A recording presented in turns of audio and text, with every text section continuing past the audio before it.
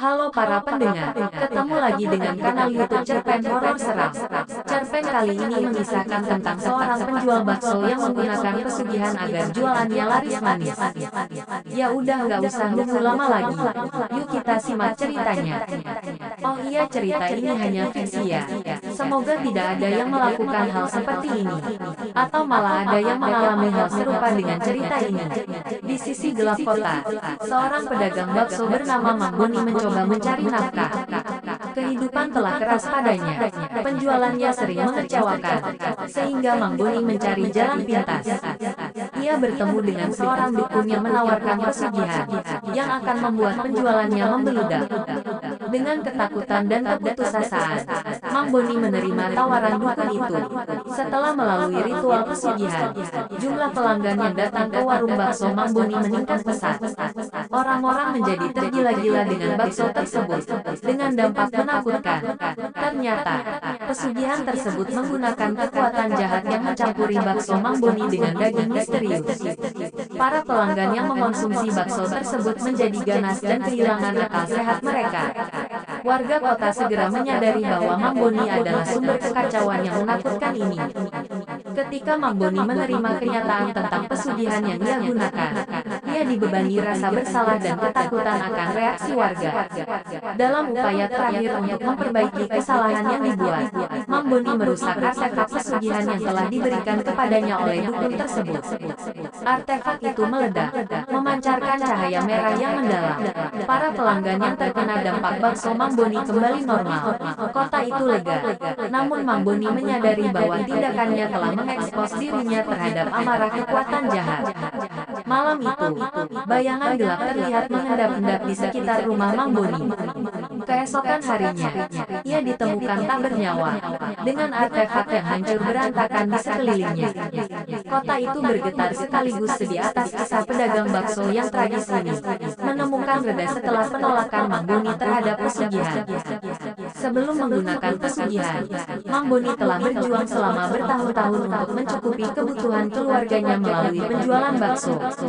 Meski telah berusaha keras, ia selalu mengalami kesulitan menarik pelanggan dan menghadapi persaingan ketat dari penjual makanan lainnya. Utang demi utang mulai menggunung dan kehidupan keluarganya pun terancam. Dalam keputusasaannya, Mang Boni mencari solusi untuk mengubah nasib dirinya dan keluarganya. Dia mulai mendengar desas-desus tentang pesugihan yang bisa mengubah kehidupan seseorang, sekalipun menggunakan cara yang tidak benar dan berhubungan dengan ilmu hitam.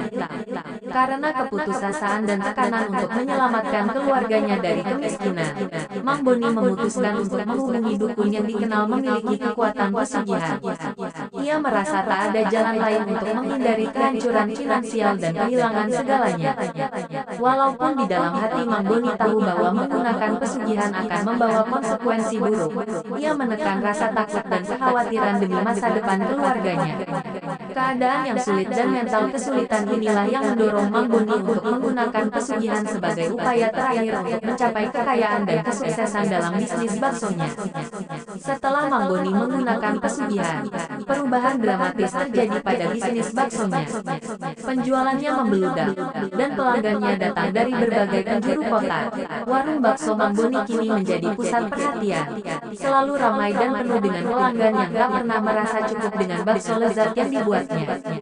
Namun, dampak negatif dari pesugihan yang digunakan Mang Boni mulai terungkap. Tidak disadarinya, kekuatan jahat dari pesugihan membuat daging dalam baksonya menjadi berasal dari sumber yang misterius dan menyeramkan. Para pelanggan yang mengkonsumsi bakso tersebut mulai terpengaruh oleh energi negatif dan mengalami perubahan menakutkan, menjadi agresif, dan kehilangan akal sehat. Kabar tentang fenomena aneh ini menyebar cepat di kota, dan warga mulai menyelidiki warung bakso Mang Boni. Mereka menyadari bahwa keanehan yang terjadi pada pelanggan yang mengkonsumsi bakso itu berasal dari pesugihan yang digunakan oleh Mang Boni. Melihat kengerian yang ditimbulkan oleh pesugihan yang ia gunakan, Mang Boni putus asa dan menyesali keputusannya. Dia bersumpah untuk memperbaiki kesalahannya dan meniadakan efek buruk pesugihan itu. Dalam upaya terakhirnya untuk menebus diri, Mang Boni merusak artefak pesugihan yang ia terima dari dukun. Begitu artefak hancur, energi jahat yang mempengaruhi pelanggan dan bakso mulai mereda. Perlahan-lahan, situasi kembali normal, dan para pelanggan yang terkena dampak mulai pulih. Meskipun begitu, kebahagiaan dan kelegaan itu ternyata berumur pendek. Dalam waktu singkat, Mang Boni mendapati dirinya harus membayar harga atas tindakannya. Energi jahat yang tak terpuaskan menuntut balas, menghantui rumah dan kehidupannya. Pada akhirnya, Mang Boni ditemukan tewas, dengan artefak yang hancur berantakan di sekeliling tubuhnya. Pulihnya kota dari dampak pesugihan, pada akhirnya, berasal dari pengorbanan tragis Mang Boni. Setelah Mang Boni menghancurkan artefak pesugihan, energi jahat yang telah mempengaruhi bakso dan para pelanggan tersebut mulai memudar. Kekuatan negatif yang menyelimuti mereka mulai menghilang, memberi kesempatan bagi para pelanggan untuk kembali normal. Proses pemulihan mereka berlangsung bertahap, dimulai dengan meredanya perasaan agresivitas dan marah dalam diri mereka. Kesadaran akan tindakan yang mereka lakukan muncul. Namun seiring waktu, mereka tidak benar-benar mengingat masa ketika mereka terpengaruh oleh energi jahat tersebut. Warga kota juga berperan penting dalam pemulihan para pelanggan yang terkena dampak pesugihan. Mereka membantu dan saling mendukung, baik dalam bentuk dukungan moral maupun fisik. Dokter, ahli spiritual, dan keluarga serta teman korban bekerja sama untuk memulihkan kesehatan fisik dan mental mereka yang terkena dampak tersebut. Setelah berita tentang tragedi Mang Boni menyebar, kesadaran akan bahaya pesugihan dan energi jahat yang terlibat juga meningkat. Hal ini menyebabkan lebih banyak dukungan untuk para korban, termasuk pengakuan dan pemahaman akan apa yang mereka alami. Proses pemulihan ini membutuhkan waktu, namun didorong oleh rasa kebersamaan dan solidaritas masyarakat. Perlahan-lahan, mereka yang terkena dampak dari pesugihan Mang Boni pulih kembali dan dapat melanjutkan kehidupan mereka seolah-olah peristiwa menakutkan itu tidak pernah terjadi.